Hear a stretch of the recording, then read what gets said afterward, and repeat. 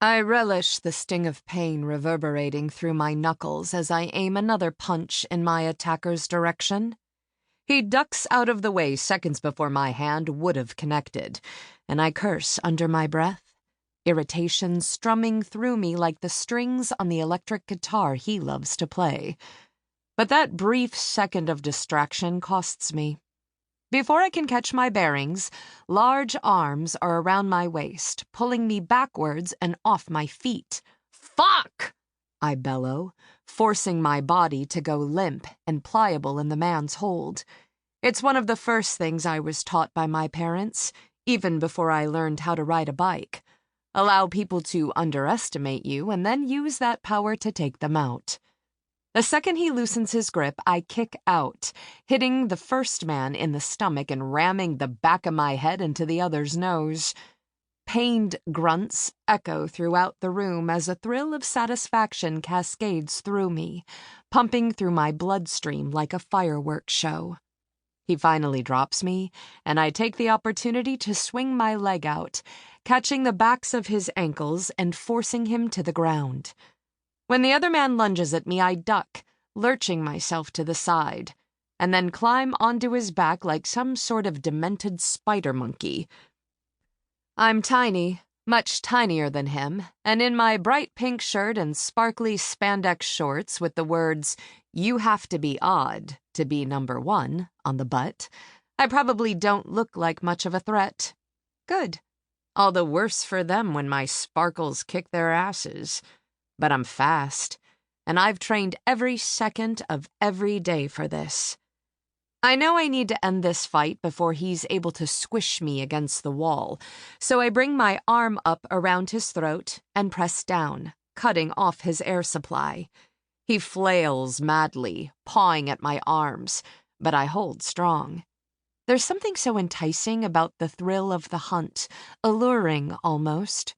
My soul has been tainted in blood my entire life, the darkness within me clawing at my skin like a ravenous beast and demanding an outlet.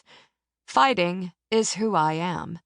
Somehow it's become ingrained in my very genetic makeup. I don't know where I end and the hunt begins. Finally, he taps his thigh twice in surrender, and I release him, jumping off his back.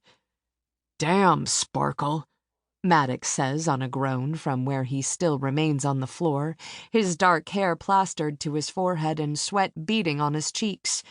My golden retriever, Cleo, happily barks her encouragement of my win, making me smile. "Don't call me that," I warn, though the words are more habit now than a true objection. I move to stand above my older brother and place my foot triumphantly on his stomach, barely resisting the urge to do a victory dance. I'm far too mature for something like that. I can, however, mentally do a cheer in my honor, complete with pom-poms, blowhorns, and confetti cannons.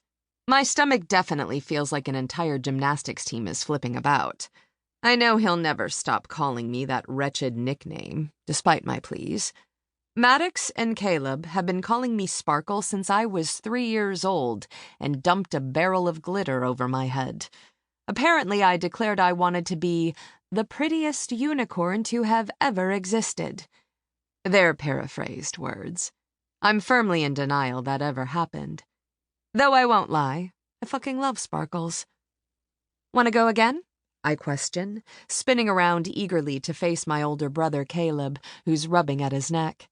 Both of them are older than me by a few years. Maddox is turning 20 in June and is a sophomore at the local community college. Well, he was a sophomore at the local community college. When Mom and Dad declared we were moving, he decided to transfer with us and attend college near our new house instead.